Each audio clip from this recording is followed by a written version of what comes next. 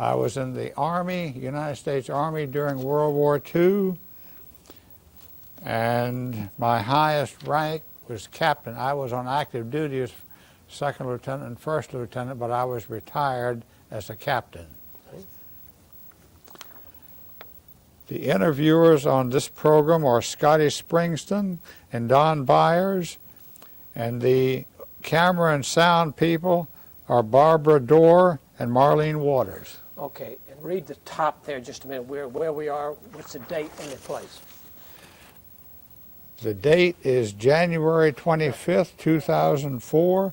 We are at Thomas Nelson Community College in Hampton, Virginia. We made a mistake. That's supposed to be February 25th, but that's okay. Okay. Well, thank you very much for coming and agreeing to talk with us.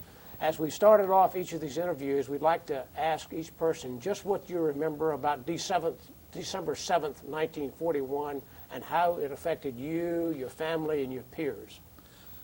I was a junior at Virginia Tech on December 7th of 41. I remember it very clearly. Juniors and seniors were allowed to have radios, and I was sitting in my room studying when the news flash came on that the Japanese had attacked Pearl Harbor. It was like a thunderbolt. It was because we knew, I was in senior ROTC, and we knew that eventually we would be there.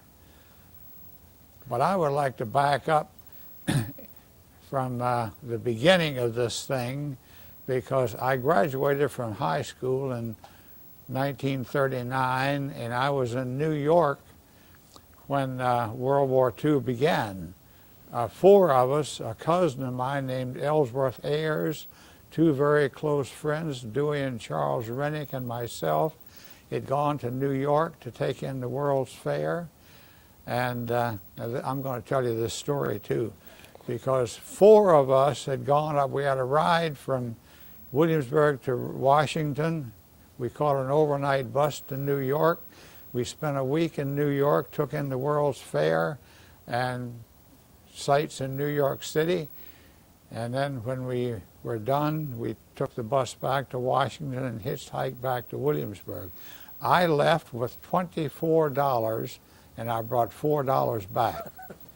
But I can remember the beginning of the war because we were in New York, and I remember it was either the New York Times or New York Herald Tribune building that had this big moving sign, and I remember the Germany attacks Poland, World War II began, and we were in New York again the next day when the sign read, Britain and France declare war on Germany. And then a few hours later we looked again, and the British liner Athenia had been torpedoed by a German submarine. This was all on the very first day of the war. And I went on back. Ellsworth Ayers had just finished his second year at Virginia Tech, and Dewey Rennick had just finished his first year, and I was about to enroll as a rat. And I'm going to tell you about them too, because Els was commissioned in the Signal Corps, and he was stationed in Naples in December of '43 and came down with polio, and they didn't have the medical facilities to care for him. He died in Naples. Dewey became a fighter pilot, and he was shot down in the Philippines 3 days before I was wounded. He was shot down on the 27th of March, and I was wounded on the 30th of March, 1945. But there's a story behind that too, because sometime after his plane went down, an American soldier saw a Filipino native with a string around his neck with a ring on it. And they stopped him and examined this ring, and the ring belonged to Dewey Rennick. Now, his wreckage of his plane was never recovered, his body was never recovered, but his family got his class ring back. Now I'm going to get back to the beginning of World War II. As I said, I was listening to the radio on December 7th. My class was not commissioned. When the war began, the War Department did away with summer camp, so the class of 42 were commissioned because they went to camp in the summer of 41. But my class was not commissioned. They made college year-round, so we went to school in the summer of 42 and graduated in March, and we had no graduation exercises. Members of my class went across the drill field the day after we took our final examinations. We picked up our diplomas and our orders, and that was it. I had about 3 weeks at home, and I had to report down to Fort Benning, and I was assigned to Officer Candidate Class 274. I'd like to tell a couple of things involving that, too. There were 4 of us, for some reason, who gravitated together. Our cots were right close to each other in the barracks, and the only thing we had in common was that our last names all began with a G. There's a fellow named Steve Gavin, another fellow named Bill Gilpin, another fellow named Felix Ganjimmy, and a guy named Willard Gilley. Steve had attended West Point, but at that time, the physical requirements were so strict that if you wore glasses, you were bumped out physically. And something happened to his vision, he had to wear glasses, so he was dismissed from West Point. But then he went to the University of Wisconsin, became a lawyer, and he was the top man in our class. And the tactical officer for our platoon was a Lieutenant William F. Sanders. He'd been regular Army. He'd been a regular Army first sergeant before World War II and attended OCS in the very first class that graduated, OC Class 1. He was one of these guys, a smile on his face looked like a crack in a piece of granite.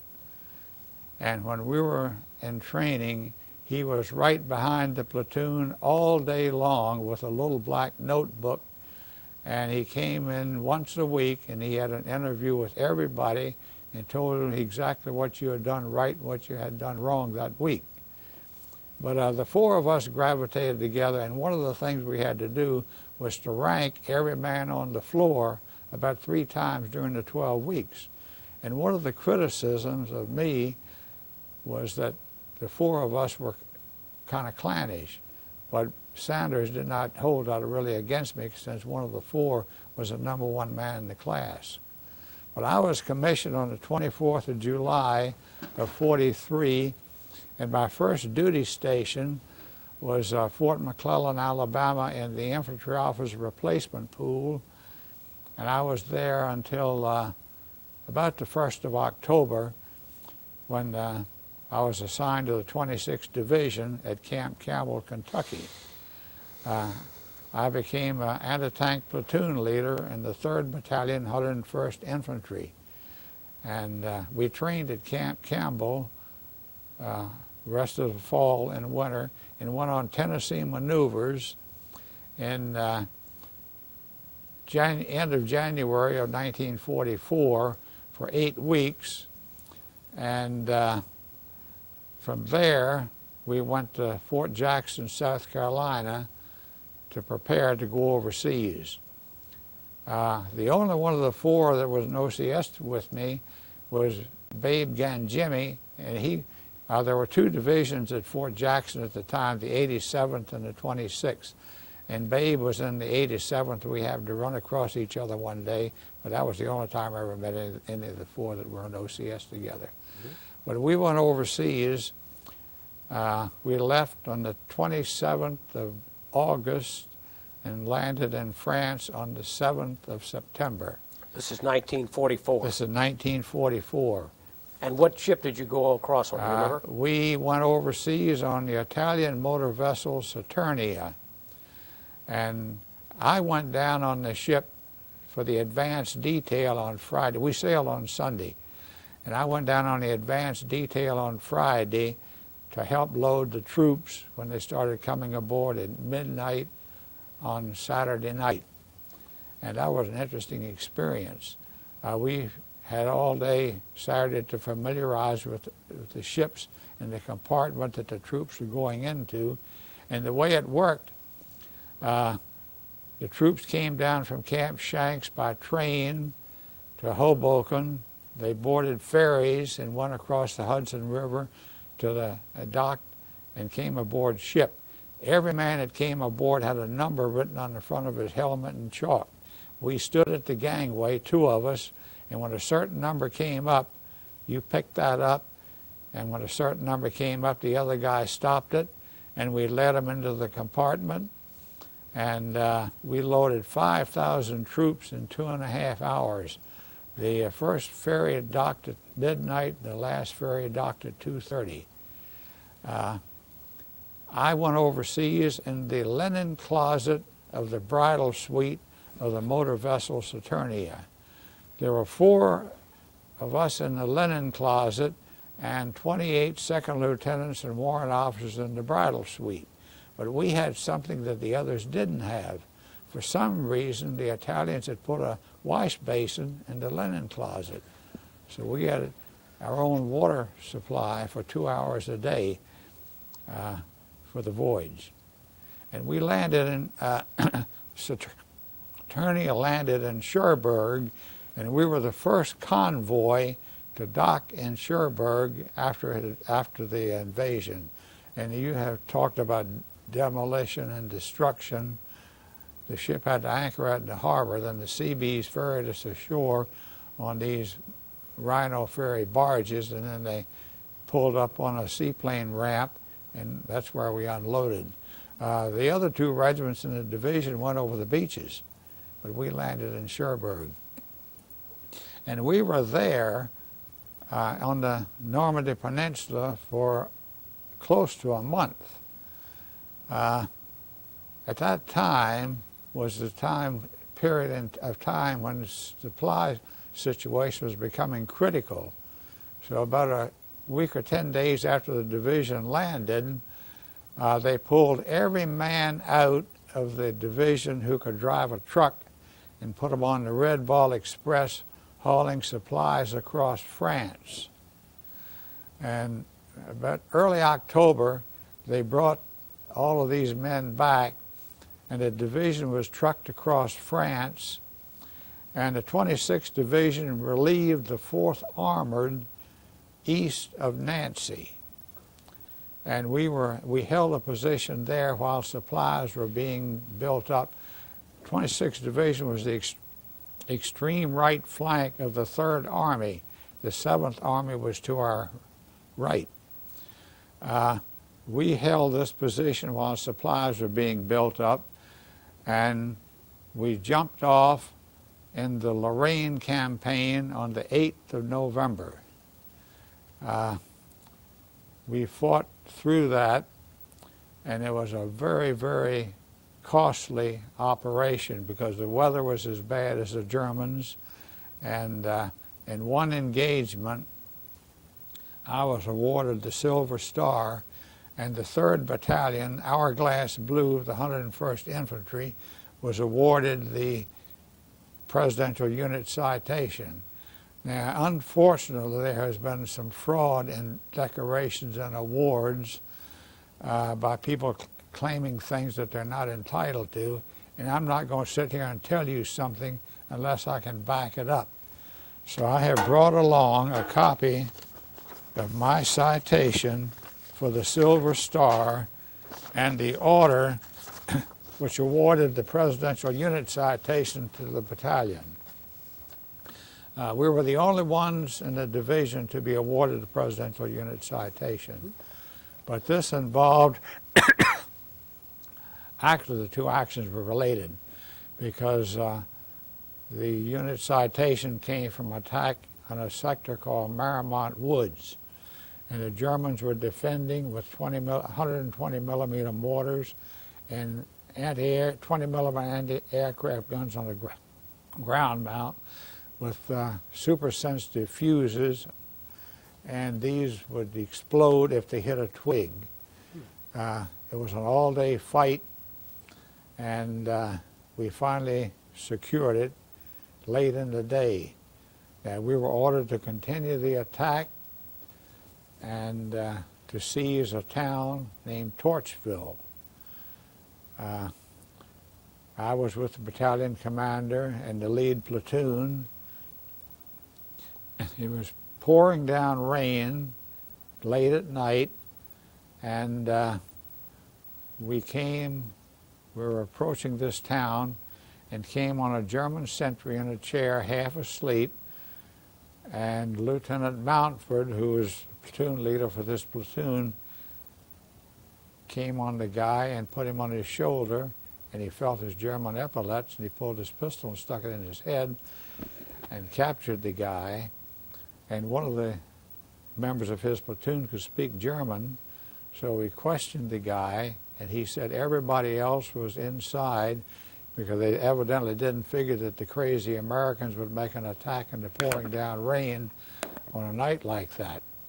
So we posted the men and blew a whistle and captured a company of Germans, including the company commander, by kicking the doors down and yelling "Hande hoch," hands high. And it wasn't over yet, though, because the battalion, we were out of communication with regiment. The battalion commander had me take a 5-man patrol back to regiment, which was located about 1.5 miles or 2 miles away. So we started out, and the Germans had blown a roadblock. They'd blown a tree across the road, and about 50 feet farther in another one, about 50 feet farther in another one, and then they had blown 4 together, and then on the other side they'd blown 3 more of the same pattern. Well, we crawled through this and made it back to regiment with the information that our battalion was on the objective. Now, the end of the story is that the next day, when the engineers cleared this roadblock, the 4 trees were booby-trapped and 3 engineers were killed. Now, we fought a week or so longer, but around the first week in December, the division was relieved and sent to Metz. We did not actually fight there, but we were to retrain and regroup. But the last fort in the Metz complex did surrender to the 26th Division. That was Fort Joan of Arc. They were still holding out, but there was no fighting going on there. Now, the Battle of the Bulge broke out on the 16th of December. On the 19th, we were alerted to go forward to, and if you remember the scene in the movie Patton, where General Patton promised to make a 3-division attack on the southern flank of the Bulge in 48 hours, well, we were the center division of that 3-division attack. The 4th Armored was to our left, and they were the ones who pushed through to relieve the 101st Airborne at Bastogne. The 26th Division was in the center, and the 80th Division was on our right. And Battle of the Bulge, as far as we were concerned, the weather was as severe as the Germans were, because we did not have proper footgear particularly.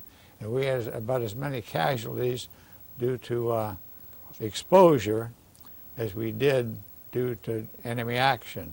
It was the end of January, and the winter was almost over with before we got shoe packs. And that was a boot similar to these LL Bean boots, where they had a rubber bottom and leather uppers. And that was as good a footgear as you could imagine. But we were relieved about the end of January and sent down to the Saar to prepare for the spring offensive. During that period, about 10 days after we got into position, I came down with yellow jaundice, and I was hospitalized for about 18 days. And the attack began during that period when I was in the hospital, and they went across the Saar like fat through a goose, because when I rejoined the division, they were almost on the Rhine.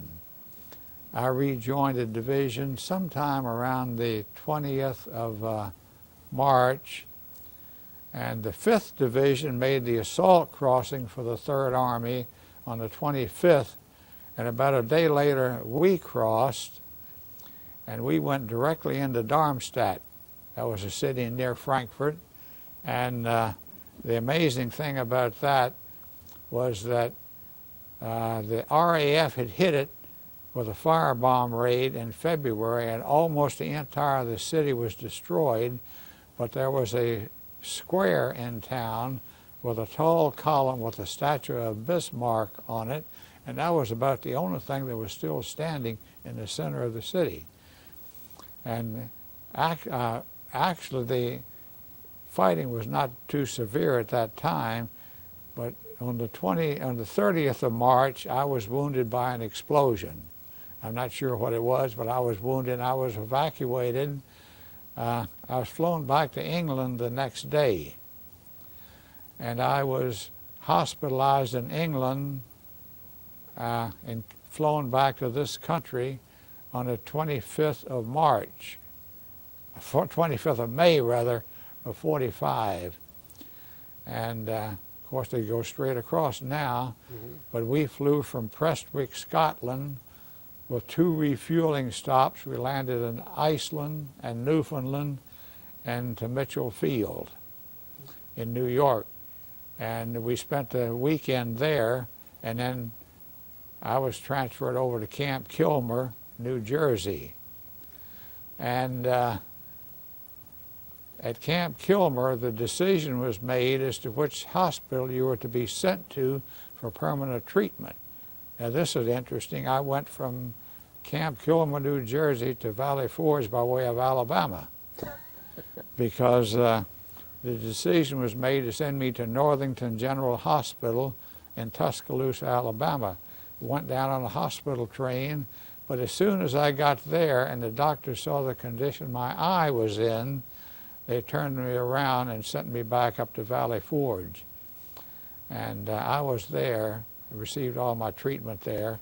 My vision came back. I have had as good as 20/40 when I was first retired, but it has gone back over the years. And I'm legally blind now, but I can still read. So we're enjoying life to the fullest. But I lived in southeastern Pennsylvania for about 12, 14 years. I married up there, and my children were born there.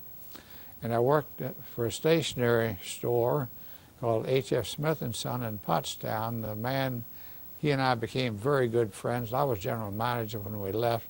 But about 1960-61, my father wished to retire. So we came back to Williamsburg in '62. We were milk distributors in Williamsburg.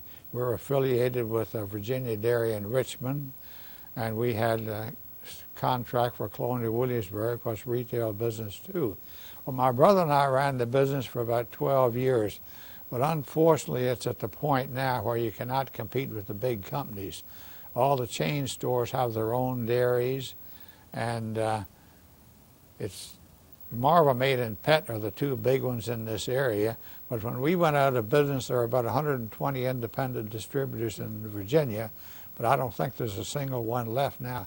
Even Virginia Dairy is gone. They went out about 15, 20 years ago.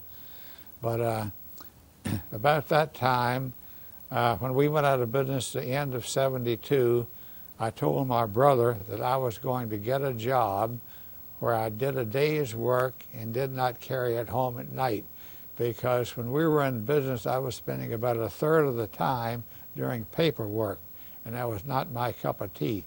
So I went to work for a contractor named Henry Branson when I drove heavy equipment for about 3 years. And about that time my first wife was diagnosed with Alzheimer's, and I retired and I took care of her for over 4 years, I guess it was, until it got to the place where I couldn't handle it anymore, and she was hospitalized, and she died in end of July of '83. And the lady who got me down here today and I were married a year later, and we have had almost 20 years of happy marriage. And I have always been involved in Veterans Affairs. I was the longtime adjutant of Post 39 in Williamsburg, American Legion. I'm a member of Patrick Henry Chapter 34 DAV, and about 4 years ago we organized a chapter of the Military Order of the Purple Heart, and the chapter number is 1754, and the significance of that is that was the year that Washington was first commissioned in the Virginia militia, and George Washington is the one who originated the original badge of military merit, which became the Purple Heart. And I want to say another little thing. A year ago, the French government awarded certificates to American veterans who had served in France during World War II, between D-Day and the end of the war, May 8, 1945. You had to apply for these, but all of the veterans organizations had the application blanks. Now, a friend of mine named George Fisk and I went down.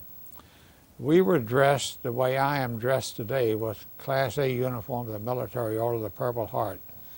About 50 of these certificates were handed out, and the two of us and one other individual were the only three that I would consider were properly addressed for this occasion, because one other man had on a sports jacket and shirt and tie. Everybody else was dressed in everything from shorts, sweatshirts, running suits, you name it. I was almost ashamed of the daggone group. But one result of this, that George and I were interviewed by the Virginian pilot, and they had a full-page spread of pictures, and we were also interviewed by 13. Now, this was really quite a ceremony, because the mayor of Norfolk spoke.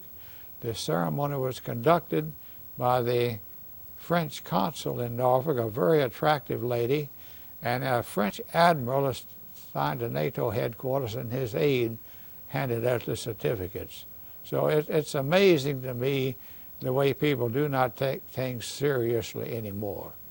But that's about it as far as I'm concerned. Let's tell us how being a part of World War II affected your life subsequent to World War II. Well, of course, it affected me because of the injuries. I couldn't do a lot of things that I probably would have been able to do otherwise. But really, other than that, I don't think I'd change a thing. Did you utilize the GI Bill? To purchase property in Pennsylvania, yes. Mm-hmm. So many people have indicated that they were able to finish their education, and what a great thing that was meant for our country. It was, but I had already graduated from college, though. But I don't think I'd really change a thing. I'd like to get back briefly to the Silver Star, get a little more detail on what the action was like that brought you to the Silver Star. Well, that was what I had related earlier, that it was a patrol action. Lieutenant Mountford and I took his platoon into this town, and we captured this company of Germans. And then also, the later on, when I took this patrol back to regiment to inform them that we were on our objective. But the action involving the battalion was, we lost 300 or 400 men that day. The battalion was down to about, well, an infantry battalion at full strength is close to 900 men, officers and men. And we were down to about between 300 and 400 men at the end of the day. And so this battle just went on for how many hours? This major? Well, this was actually about a 3-day action. Okay. But the battle for Marymount Woods went on all day long until after dark, and then we just continued on to Torchville, which is the town where I was awarded the Silver Star. And it was, as far as I'm concerned, it wasn't over until about 2 o'clock in the morning. That was when he got back to regiment. And did you say you were wounded in Darmstadt? I was wounded right after we left Darmstadt, Okay. a couple of days later. Okay. Well, is there can you think of anything else that might be interesting? We really appreciate your telling us these Well, stories. not really. I have enjoyed the membership in the Purple Heart as much as any organization I have ever belonged to, because it is a bond of brothers, and everybody is there. Purple Heart is a medal that you're not recommended for, and the regulations are specific. It has to be a wound which is treated by a medical doctor, and that usually means a penetrating wound. But I'd like to say a couple of words about some of the members of our chapter. Okay. We have one member who is a survivor of the cruiser Indianapolis. Wow. The Indianapolis was the cruiser which was torpedoed by a Japanese submarine and not missed for 5 days. These guys spent 5 nights and 4 days in the water before they were rescued. Out of a crew of about 1,200, right around 300 survived. And one of our members is a member of the Purple Heart. Our chapter commander, well, he's adjutant this year, but he was wounded in Vietnam, and he was wounded when a helicopter was shot down. He was severely injured. And it's just those kind of people. And that's the fellowship that you don't get in any other organization.